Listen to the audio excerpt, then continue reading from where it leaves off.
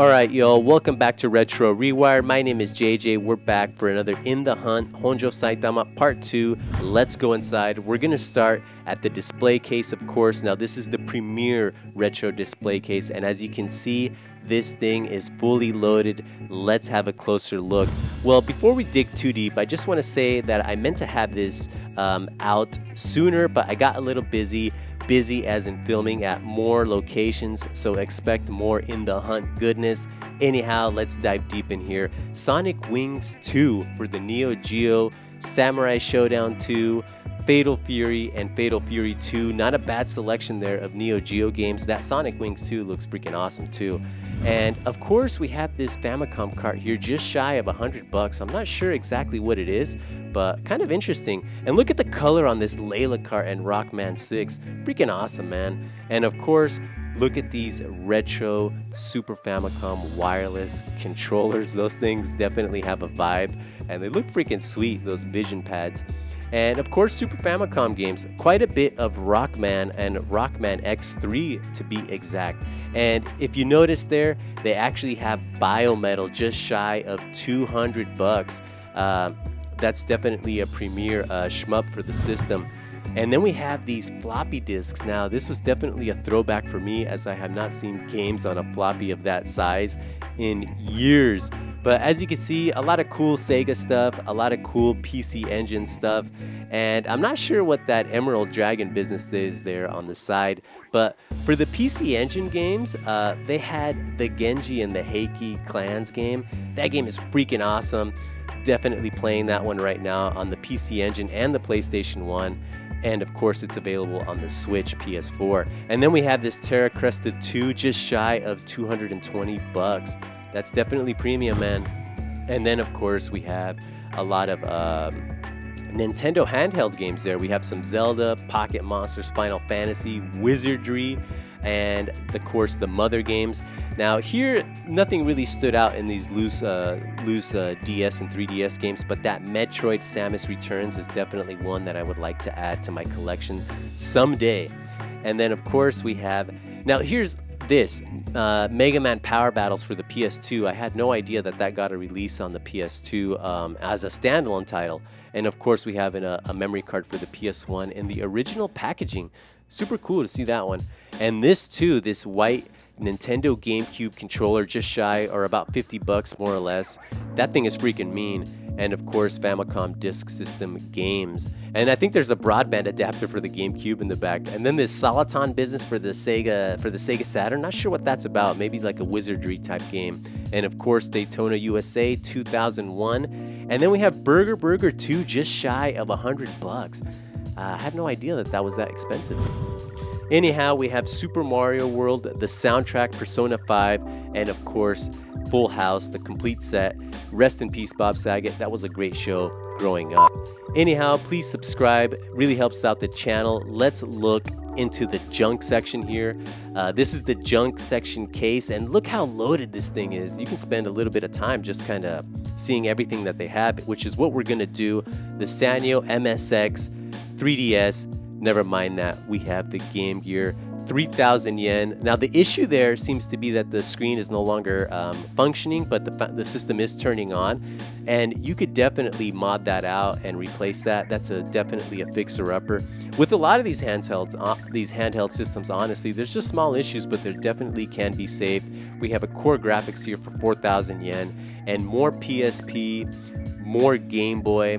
In fact, I think I picked up a Game Boy Color at a different hard off about a year ago from the junk case. I fixed it right up, no issue.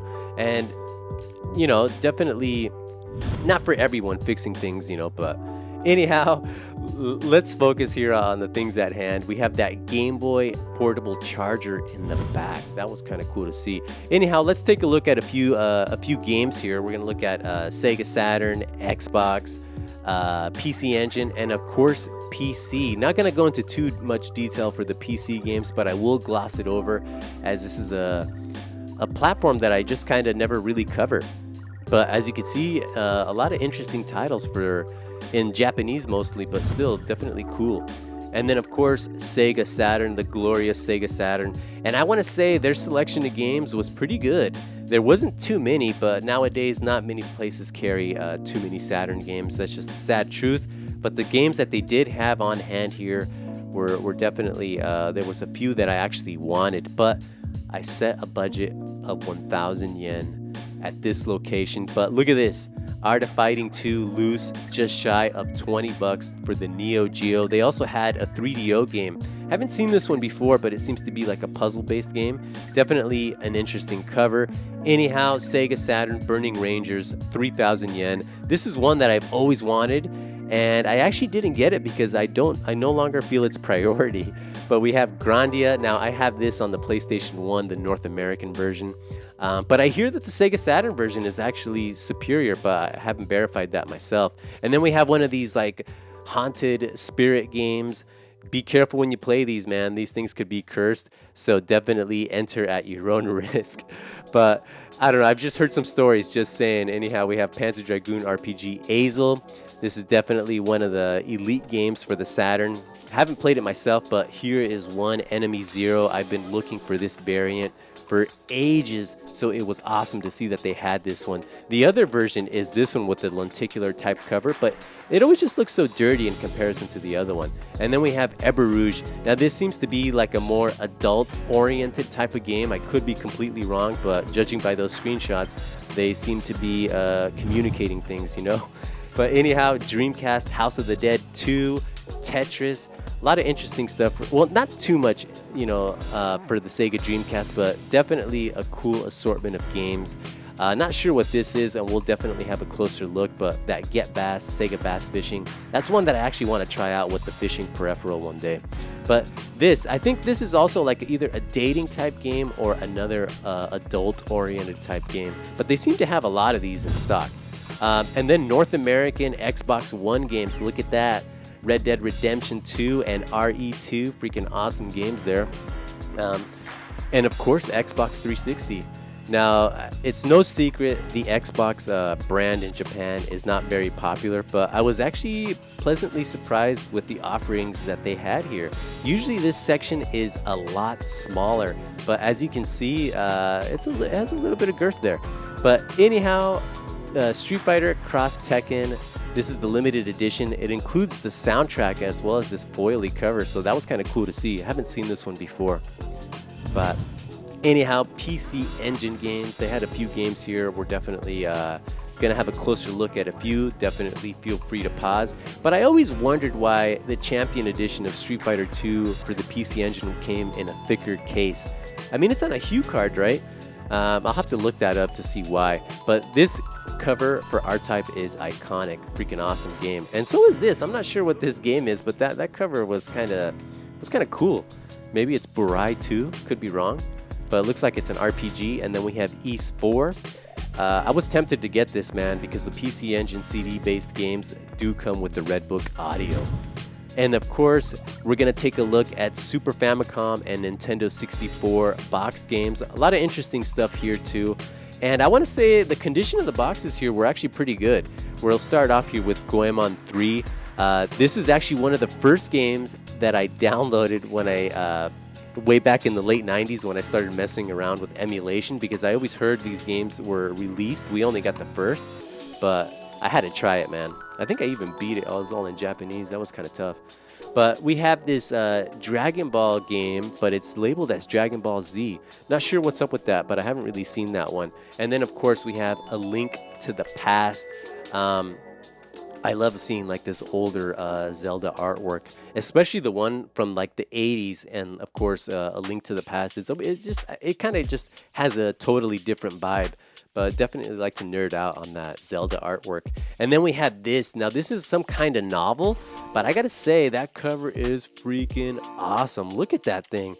Could be some kind of like terror or haunting game. I don't know. But we have Pack in Time. Had no idea that this existed, but it looks like a freaking awesome platformer. Looks freaking awesome. Anyhow, Nintendo 64. Look at these boxes. They're all pretty much in awesome condition, and it's a lot of what you would expect, a lot of the first party Nintendo games. And yeah, look at that, it looks great. We have Star Fox 64 with the Rumble Pack, and then we have Zelda Majora's Mask with the expansion cart there, and it's roughly $70. That's definitely a collector's item if that's your thing. And then we're gonna make our way to the handhelds. Now, we're gonna focus on the Nintendo handhelds here. Of course, they had the 3DS and the DS, but nothing that really stood out to me. But I definitely wanna show you guys what they had. You know, they had interesting, weird little titles like this. I'm not sure what this is about, but it looks like a Digimon, Pokemon type game. But visually, it looks freaking awesome.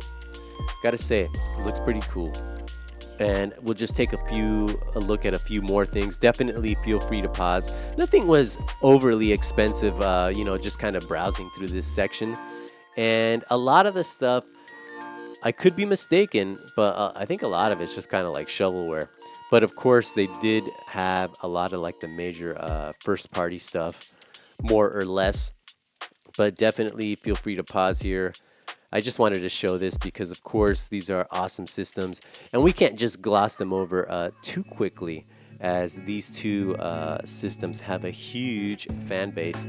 But I think I'm good for the time being with my DS collection. But I do want to get this Epic Mickey. I mean, look at that. 2D gaming with stereoscopic 3D support. That's a win in my game, in my book, but definitely would like to get that sometime. And then we have this one seemed kind of interesting. It seems to be like some kind of fishing game, or maybe like a training killer whales and dolphins, I don't know.